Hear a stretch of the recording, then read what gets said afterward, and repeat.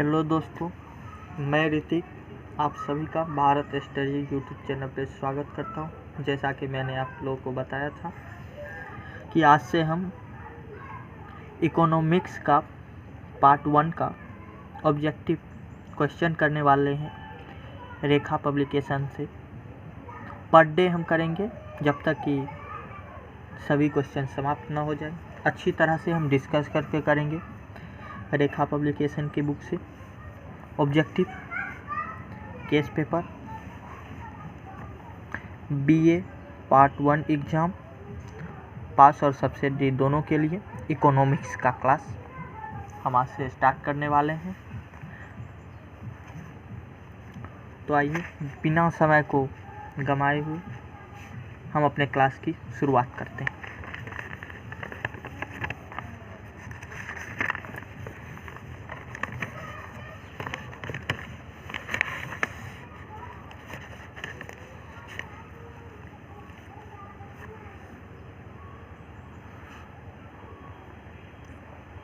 हम आपके सुविधा के लिए थोड़ा जूम कर दिए ताकि आपको देखने में सुविधा हो।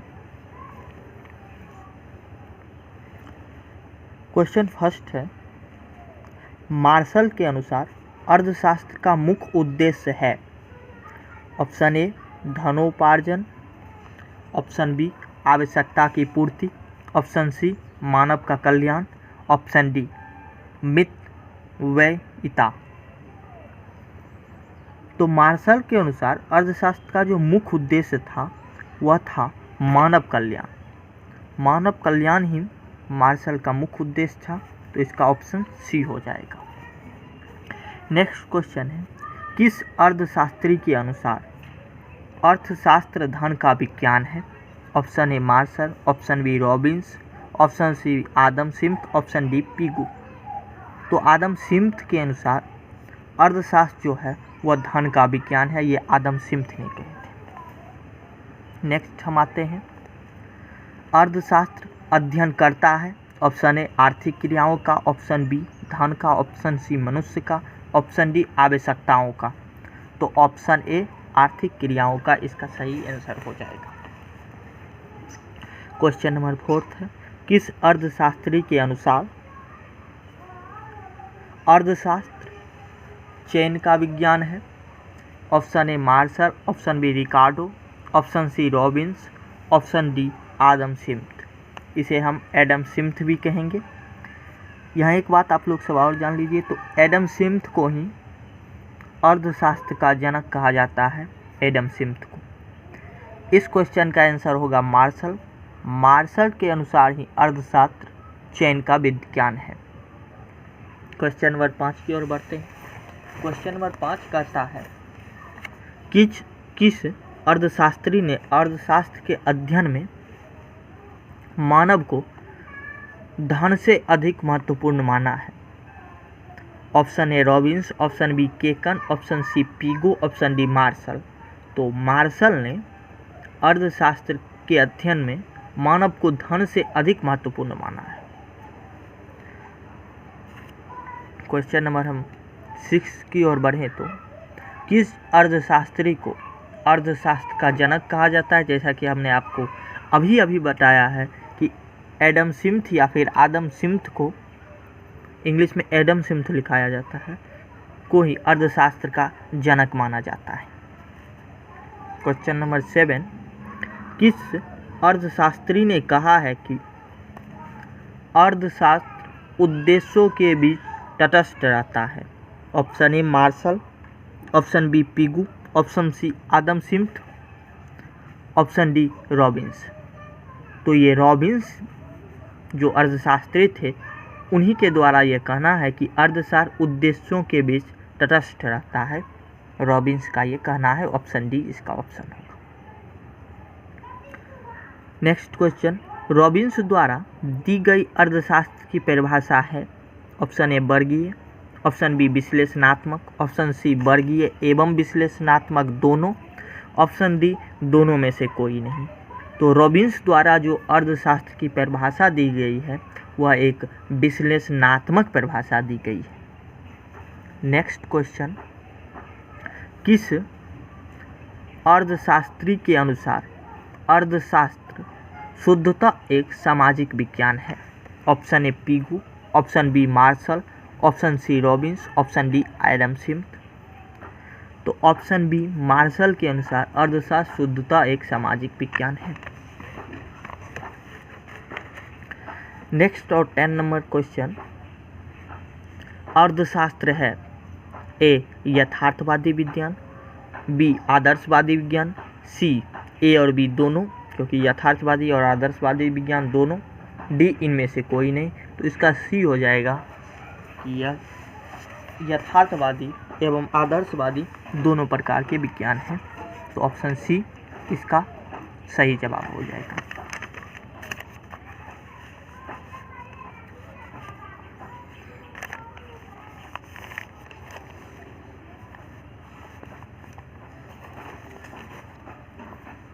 क्वेश्चन नंबर 11, अर्थशास्त्र के क्षेत्र के अंतर्गत आता है ए विज्ञान, बी कला, सी इसकी विषय वस्तु, डी इनमें से कोई नहीं। तो सी इसकी विषय वस्तु अर्थशास्त्र के क्षेत्र के अंतर्गत आता है। क्वेश्चन नंबर 12, अर्थशास्त्र है ए विज्ञान, बी कला, सी विज्ञान एवं कला दोनों, डी इनमें से कोई नहीं। तो अब देखिए इन दोनों सवाल में अब कन्फ्यूजन हो सकता है। अगर आपका ऑप्शन में ये ऑप्शन दिया हुआ है इसकी विषय वस्तु, तब आप यही टिक कीजिएगा। अगर ये ऑप्शन नहीं दे के ये ऑप्शन दिया हो विज्ञान एवं कला दोनों, तो आप इसे टिक कीजिएगा। बस यही यहाँ पे थोड़ा थोड़ा ध्यान रखने वाली बात है। क्वेश्चन नंबर 13, अर्थशास्त्र में सूक्ष्म एवं व्यापक शब्दों का प्रयोग पहल किसने किया? A Marshall, B Ragnar Frisch, D Boulding और डी मॉरिस डॉल। तो बी रेगनर फ्रिश ने अर्थशास्त्र में सूक्ष्म एवं व्यापक शब्द का प्रयोग सबसे पहले किया था। क्वेश्चन नंबर 14, मार्शल के अनुसार अर्थशास्त्र ए धन का शास्त्र है, बी भौतिक कल्याण का विज्ञान है, सी चयन का तर्कशास्त्र है, डी इनमें से कोई नहीं। तो भौतिक कल्याण का विज्ञान यह मार्शल के अनुसार अर्थशास्त्र को कहा गया था। क्वेश्चन नंबर 15, रॉबिन्स के अनुसार अर्थशास्त्र ए धन का शास्त्र है, बी भौतिक कल्याण का शास्त्र है, सी चयन का तर्कशास्त्र है, डी इनमें से कोई नहीं। तो इसका आंसर हो जाएगा सी चयन का तर्कशास्त्र है। रॉबिन्स के अनुसार अर्थशास्त्र को कहा गया था। क्वेश्चन नंबर 16, किसने कहा कि अर्थशास्त्र एक विशुद्ध यथार्थवादी विज्ञान है? ए रॉबिन्स, बी मार्शल, सी पीगू, डी इनमें से कोई नहीं। तो ये रॉबिन्स का कहना है कि अर्थशास्त्र एक विशुद्ध यथार्थवादी विज्ञान है, ये रॉबिन्स महाशय ने कहे थे। ऑप्शन ए इसका सही आंसर है। क्वेश्चन नंबर 17, व्यष्टि अर्थशास्त्र में किसका अध्ययन किया जाता है? तो विशिष्ट का अध्ययन व्यष्टि अर्थशास्त्र में किया जाता है। ऑप्शन नंबर ए इसका सही आंसर है। समशिष्ट अर्थशास्त्र में किसका अध्ययन किया जाता है? ऑप्शन ए विशिष्ट का अध्ययन, ऑप्शन बी व्यापक का अध्ययन, सी उपरोक्त दोनों, डी इनमें से कोई नहीं। तो इसका बी हो जाएगा, व्यापक का अध्ययन किया जाता है। क्वेश्चन नंबर 19, उपयोगिता को मापते हैं? ए मुद्रा की इकाई में, बी मीटर की इकाई में, सी लीटर की इकाई में, डी किलोग्राम की इकाई में। तो उपयोगिता को मापा जाता है मुद्रा की इकाई में। तो इसका आंसर ऑप्शन ए हो जाएगा। अगर हम क्वेश्चन नंबर 20 की बात करें तो सीमांत उपयोगिता शून्य होने पर कुल उपयोगिता होती है? ए न्यूनतम, बी सर्वाधिक, सी न्यूनतम, डी इनमें से कोई, सी शून्य है और डी इनमें से कोई नहीं। तो इसका हो जाएगा सर्वाधिक, बी इसका सही आंसर होगा कि जब सीमांत उपयोगिता शून्य होने पर कुल उपयोगिता जो है वो सर्वाधिक हो जाती है, अर्थात सबसे अधिक हो जाती है।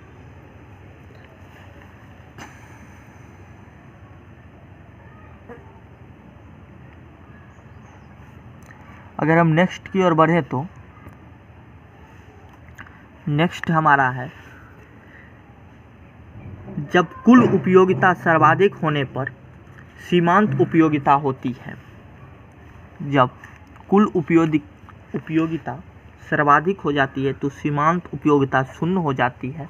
ऑप्शन बी इसका सही आंसर है। नेक्स्ट, अधिकतम संतुष्टि प्राप्त करने के लिए उपभोक्ता सहारा लेता है। ए मांग के नियम का, बी समसीमांत उपयोगिता नियम का, सी सीमांत उपयोगिता हास्य नियम का, डी किसी का भी नहीं।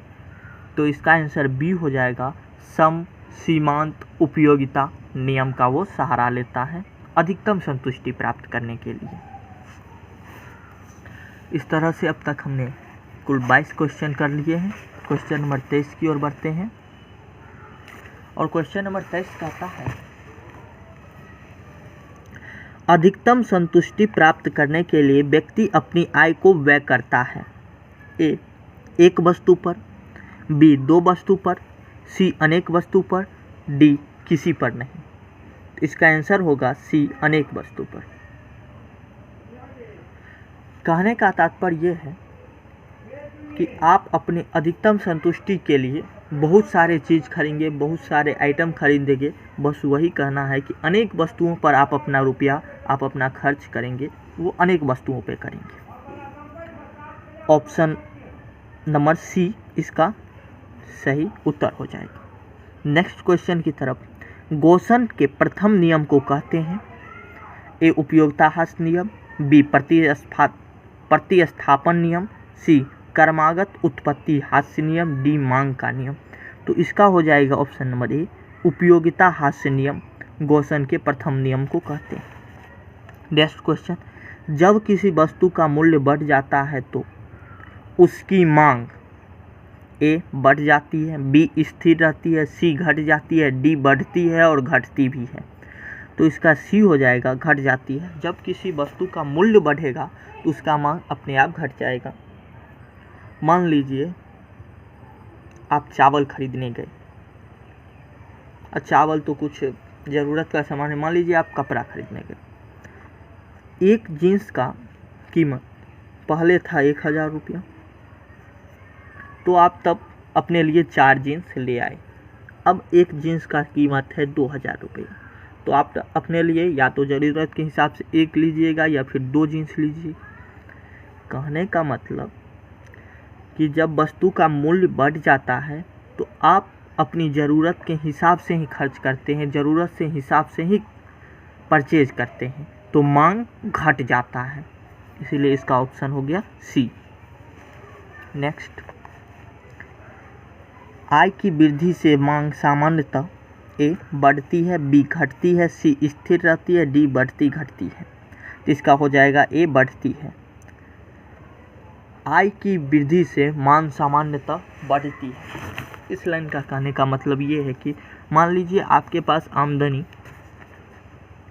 नवंबर तक था, वह था 20,000 रुपये का, तो आप उसी 20,000 में अपना पूरा मंथ खर्चा करते थे, बचत करते थे, सब कुछ उसी 20,000 के अंदर में करते।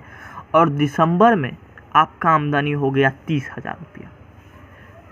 तो आमदनी बढ़ा तो आप कुछ ज़रूरत की चीज़ें भी और अधिक शौक पूरा करने के लिए खरीदेंगे।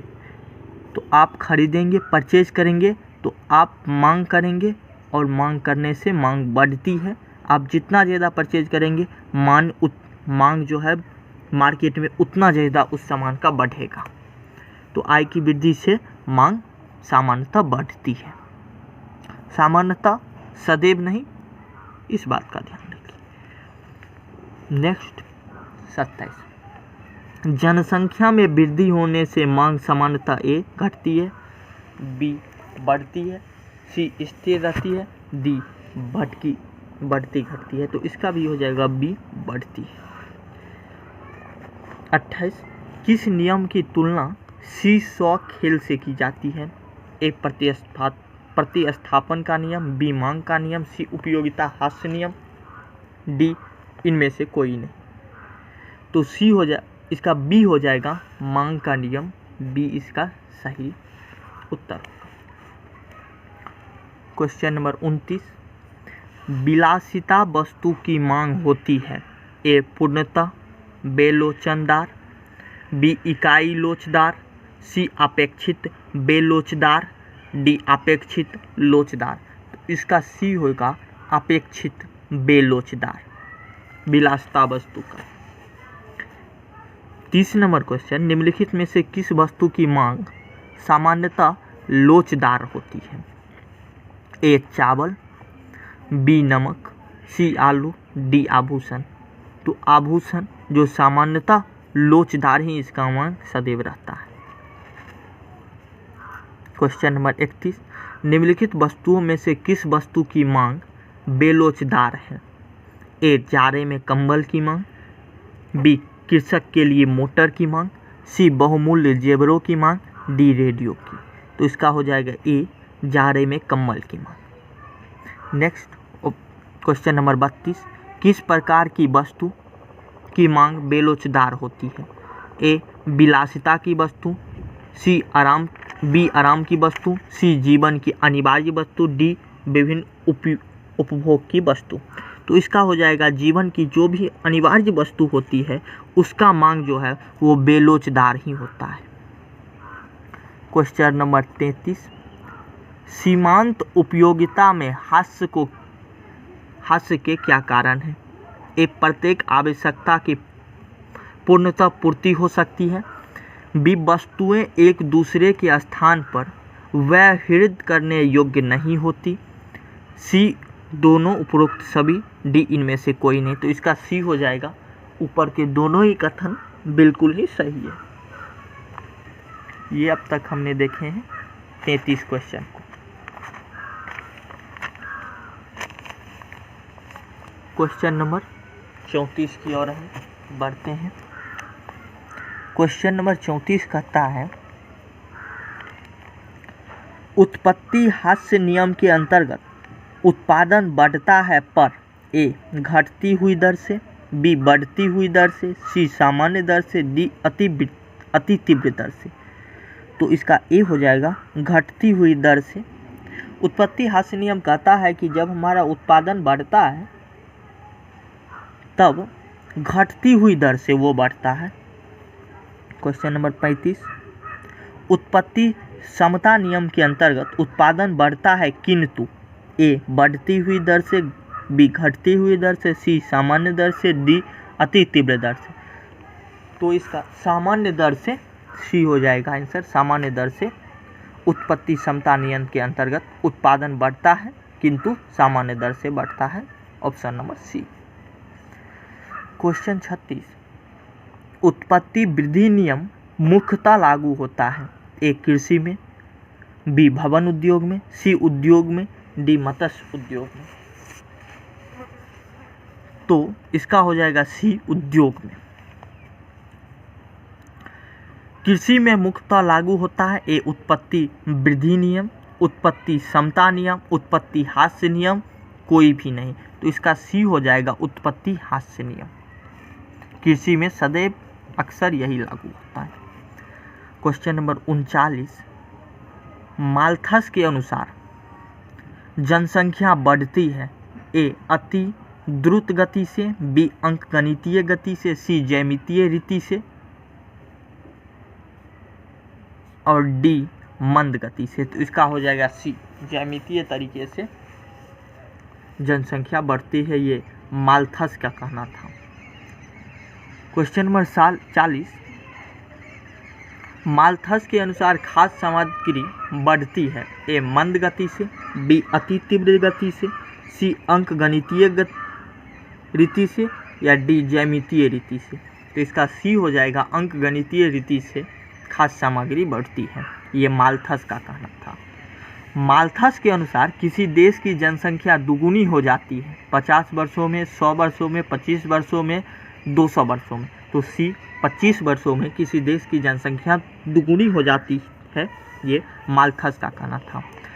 माल्थस का सिद्धांत ए क्रांतिकारी, बी आशावादी, सी निराशावादी, डी गांधीवादी। तो उसका सिद्धांत जो था वो निराशावादी था। ऑप्शन नंबर सी होगा। 43, किसी देश की जनसंख्या आदर्शतम जनसंख्या तब होती है जब उस देश में ए प्रति व्यक्ति उपभोग अधिकतम हो, बी प्रति व्यक्ति व्यय अधिकतम हो, सी प्रति व्यक्ति आय अधिकतम हो, डी प्रति व्यक्ति बचत अधिकतम हो। तो इसका हो जाएगा सी, प्रति व्यक्ति आय अधिकतम जब होता है तब उस देश की जनसंख्या आदर्शतम जनसंख्या होती है। क्वेश्चन नंबर 44, आदर्शतम सिद्धांत है ए समाजवादी, बी निराशावादी, सी आशावादी, डी क्रांतिकारी। तो इसका ऑप्शन सी हो जाएगा आशावादी। अब तक हमने 44 क्वेश्चन किए हैं, आज हम 6 क्वेश्चन और करने वाले हैं।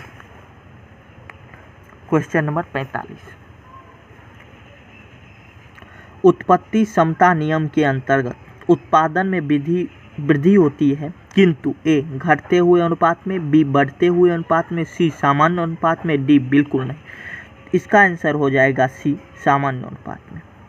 क्वेश्चन नंबर 46, उत्पत्ति वृद्धि नियम के अंतर्गत उत्पादन बढ़ता है किंतु ए घटते हुए अनुपात में, बी बढ़ते हुए अनुपात में, सी सामान्य अनुपात में, डी बिल्कुल भी नहीं। तो ये बढ़ते हुए अनुपात में होता है, इसका आंसर हो जाएगा बी। उत्पत्ति वृद्धि नियम मुख्यतः किस क्षेत्र में लागू होता है? ए कृषि क्षेत्र में, बी निर्माण उद्योग के क्षेत्र में, सी मत्स्य उद्योग में, डी किसी में नहीं। तो इसका हो जाएगा बी निर्माण उद्योग के क्षेत्र में। क्वेश्चन नंबर 48, अर्थशास्त्र में उत्पादन का अर्थ है ए उपयोगिता का सृजन, बी उपयोगिता की समाप्ति, सी नई वस्तु का सृजन, डी अस्पष्ट। इसका हो जाएगा उपयोगिता का सृजन। अर्थशास्त्र में उत्पादन का अर्थ होता है उपयोगिता का सृजन, ऑप्शन ए। क्वेश्चन नंबर 49 कहता है निम्नांकित में से कौन उत्पादक नहीं है? ए किसान, बी शिक्षक, सी बालू का घर बनाने वाला बच्चा, डी रिक्शा चालक। इसका हो जाएगा सी बालू का घर बनाने वाला बच्चा। क्वेश्चन नंबर 50 और लास्ट आज का क्वेश्चन है, उत्पादन के कितने साधन हैं? ए 2, बी 3, डी सी 4 और डी 5। इसका आंसर हो जाएगा डी, कुल 5 साधन है उत्पादन के। तो आज के लिए यही 50 क्वेश्चन होगा हमारा। नेक्स्ट क्लास में हम फिर 50 क्वेश्चन करेंगे, इसी से आगे का कंटिन्यू करेंगे। आपको ये क्लास कैसा लगा ये हमें निश्चित रूप से बताएं। वीडियो को लाइक, शेयर और सब्सक्राइब निश्चित रूप से करें। पसंद आए तो बिल्कुल शेयर कीजिए और चैनल को सब्सक्राइब कर लीजिए। तो मिलते हैं इसी के साथ हम अगले वीडियो में। थैंक यू, धन्यवाद, टेक केयर।